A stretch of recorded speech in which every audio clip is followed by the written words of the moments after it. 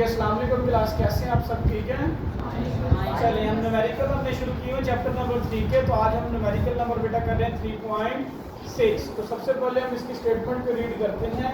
जैसे मैंने पहले भी बताया था, अगर हम स्टेटमेंट को अच्छे से रीड कर लेंगे, स्टेटमेंट अगर हमें समझ आ जाएगी तो हमारा 50% न्यूमेरिकल क्या हो जाता है बेटा, सॉल्व हो जाता है।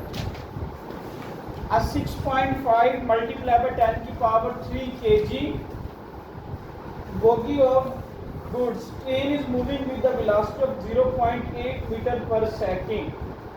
अब जो वो ट्रेन के एक बॉक्स को कहते हैं बेटा बोगी, उसका वेट दिया हुआ है और वेट उन्होंने साइंटिफिक नोटेशन में दिया हुआ। किसमें दिया हुआ बेटा? साइंटिफिक नोटेशन में दिया हुआ। तो गिवन डाटा में बेटा आप लिखेंगे सबसे पहले उसका वेट कितना बेटा, m1 6.5 मल्टीप्लाई बाय 10 की पावर 3 kg। और बेटा उसकी वेलोसिटी कितनी है, v1 मान लेते हैं हम उसे, वो है 0.8 metre per second. Another bogie of a mass, और दूसरी बोगी जिसको हम ट्रेन का बॉक्स बोलते हैं, उसका मैस कितना बेटा, m2 is equal to 9.2 multiply by 10 की power 3 kg coming from a behind with the velocity, और उससे पीछे आ रहा है और उसकी वेलोसिटी कितनी है बेटा, 1.2 मीटर पर सेकंड।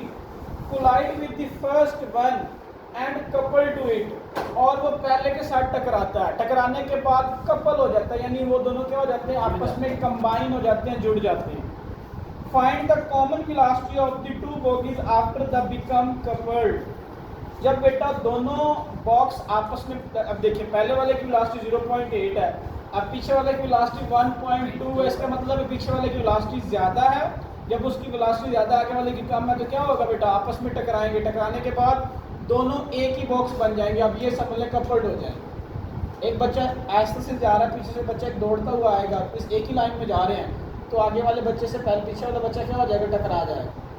अब वही ट्रेन के बॉक्स की बात कर रही हैं कि पहला बॉक्स है जिसका मैस भी गिवन है, वेलोसिटी भी गिवन, दूसरा बॉक्स है जिसका मैस भी गिवन है और वेलोसिटी भी गिवन है। जब वो टकराते हैं तो कपल्ड हो जाते हैं, जिनका मैस क्या हो जाता है बेटा, इक्वल हो जाता है, यानी सेम मैस हो जाता है। अब क्या करना हमने, फाइंड करना, find the common velocity of the two bodies after the become coupled. तो हमने उनकी बेटा फाइनल वेलोसिटी या कपल्ड के बाद उसकी वेलोसिटी हमने फाइंड करनी है। तो है तो फाइंड में क्या हम फाइंड करेंगे बेटा, common velocity to find common velocity बेटा हम v फाइंड करेंगे। क्यों, v1 prime is equal to v2 prime, वो v के इक्वल आ जाएगी। हमने बेटा पढ़ा हुआ law of conservation of momentum, जिसमें क्या होता है, इनिशियल